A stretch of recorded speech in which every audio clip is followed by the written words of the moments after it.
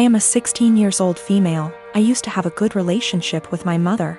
That has since crashed and burned since she dated and married my stepdad, Gary, 6 years ago. Gary treats his son Ian, 19 male, like he's the center of the universe and expects my mother to as well, so she does. Anything Ian wants, Ian gets, and that usually comes at the expense of me. Ian wanted my room when they moved it. I was forced to go to another room to make the transition easier for everyone. Ian wanted a car for his 16th birthday. I didn't get braces for another year. Ian wanted to go on an expensive trip for spring break.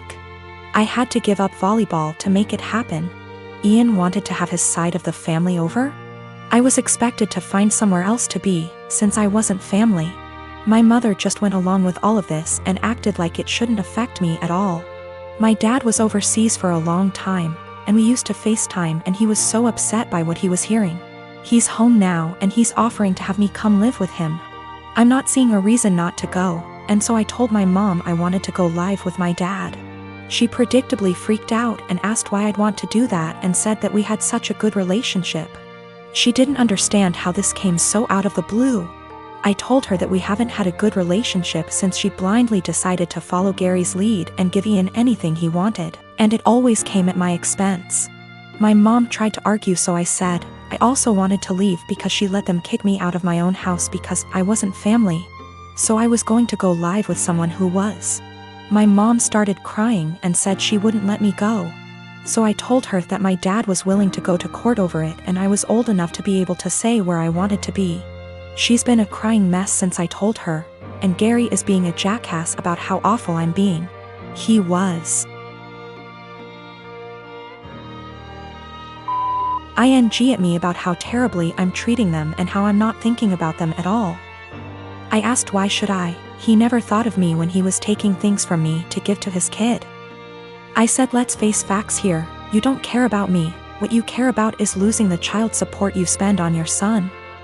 He sort of went slack-jawed and I walked off. My dad said my mom called and threatened to take him to court, so he said he'd see her there. Now she's panicking because she realized he is planning on taking her to court over this. Mom and Gary of course think I'm the asshole for making things hard for everyone. But my dad and grandparents say to leave and never look back. I am 20 female, have recently moved out of my mother's house for college. I enrolled in scholarship. The other night, my mother wanted her, my younger brother, and I to have dinner together. It's been a while since we've spoken, and I'm afraid this might happen again. We were having a nice night, the dinner was delicious, and honestly, we were all having a good time. Eventually, we got onto the topic of how things were when I was younger. I made the comment on how her behavior when I was younger made me feel like I missed out on a lot of things as a child. She disagrees, and tells me that I'm being dramatic, and that my childhood was perfect. Quote, I was lucky to have a mom who cared as much as she did. My mother gave birth to me when she was 18. My father walked out when I was young, due to a personal conflict between the two. So, she raised me on her own until I was 7. She met a guy, and they ended up having a kid together, my younger brother. He was a golden child to my mom. His father was only a temporary item, as he left as well, soon after. Although the father of my brother was still visible in his life, I didn't have anyone to look up to as a father figure. Eventually, my mom went through a phase of depression after they separated. She started to care less and less about her children, and more about her parties and men she wanted to sleep with. It ended up getting so bad that by the time I was 10, I was a full-time caretaker of my younger brother. With the exceptions of the weekends he was with his father. I started to cook, clean, do everyone's laundry, and take care of everything outside of the boundaries of my home. From ages 13 to 15 I began missing out and losing good friends because I wasn't able to participate in any activity related to anyone else. I didn't get a car or a phone until I was 18, and even then I wasn't allowed to leave my house. I graduated senior year with flying colors and ended up getting a scholarship to a really good college. I took this opportunity not only to focus on myself, but to also help my mother realize that I was not going to be around forever. When she found out I got the scholarship, she threw a fit and told me I wasn't allowed to leave my responsibilities here at home. I left a week after the conversation.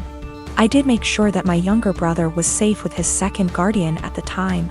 My mother and I talked on some occasions but never really kept contact. We got together, and you know the story. She told me I am an asshole for saying that she never really took care of me or my younger brother. I told her that eventually, she will need to get help and stop victimizing herself. But I'm starting to feel guilty, and that maybe I was dramatic after all.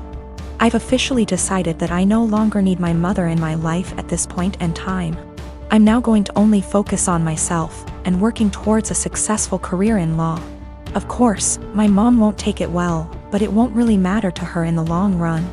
Her children never really mattered to her. I'm going to stay in contact with my younger brother, though. I'm going to make sure that he doesn't possibly go through the same amount of trauma I did. I have a daughter, Sadie, with my ex-husband, John.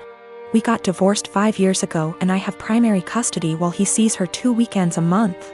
Last year, he got married to Amanda, who has sole custody of her kids from a previous marriage. Amanda is a SOM, not for any health reasons or so on, she just doesn't want to work, while John works at a 9 to 5. He makes good money to support them, but not enough to live in luxury. I have a much higher paying job. Since it's just me and Sadie, I make sure she has the best possible life. She goes to a private school, set her up a college fund, and she has much better things than most kids: phone, clothes, etc. I still manage to raise her to be humble and not take things for granted, and she's one of the hardest working people I know. Always making sure to get good grades and keep her room tidy.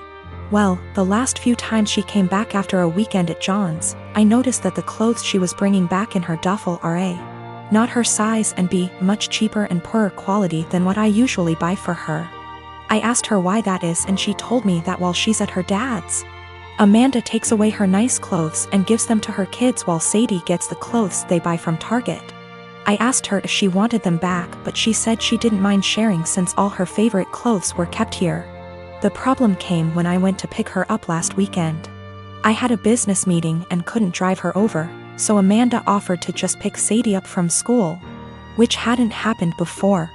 When I got there on Sunday, John and Amanda asked me to sit down with them, and when Sadie came to hug me, Amanda sent her to her room quite harshly, saying her punishment wasn't over yet. I was confused because Sadie very rarely misbehaves. They sat me down in the kitchen and said that it was unfair for Sadie to be going to a private school while her kids go to a public one. So they decided that Sadie would be pulled out of private school and put in the same school as the girls. They also said I should keep up Sadie's punishment because when they told her, she blew up at them, told them it wasn't fair, and yelled that Amanda and her kids weren't even her real family, that all they did was steal. I told them in no uncertain terms to off. I would not be pulling my child out of a school she likes, away from her friends, because they can't afford it.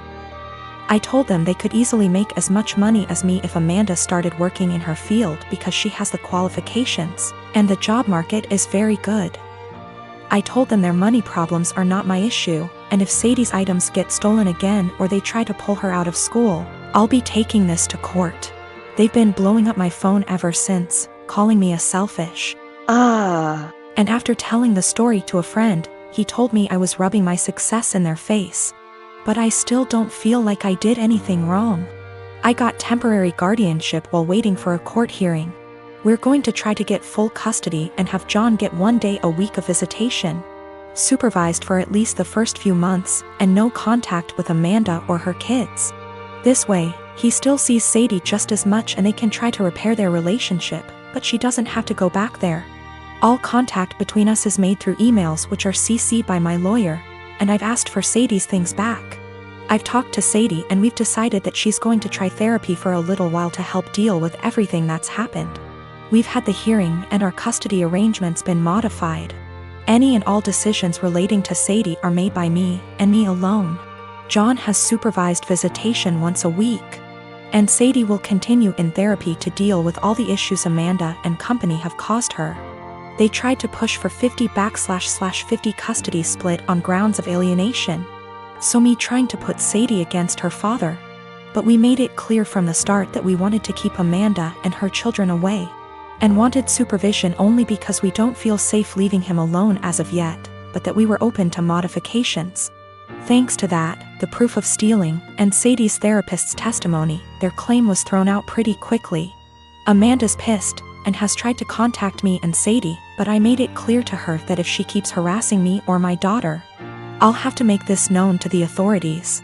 Sadie and I have blocked her everywhere, and any communication between John and us is made through text messages or emails only. My husband and I don't want kids. My mother-in-law is big into family in the traditional sense. She has been pushy with us about having kids since we got married. Literally the week after we got engaged, she started asking. My husband has always changed the subject, and has even told her that it's really none of her business. Every time we see her, she asks. Everything we do is built around the idea of us having kids. 3 years into our marriage, my husband said we might not even have kids and mother-in-law would not hear it. At year 4, husband had a vasectomy and I had a tubal. So this weekend we were all at their home enjoying some barbecue and drinks and everything. When I get up to grab a beer, my mother-in-law asks me if maybe I should drink water instead, because wink wink nudge nudge. You never know. I was annoyed by this and said, there's really no chance. Mil, all wide grin, said, oh come on.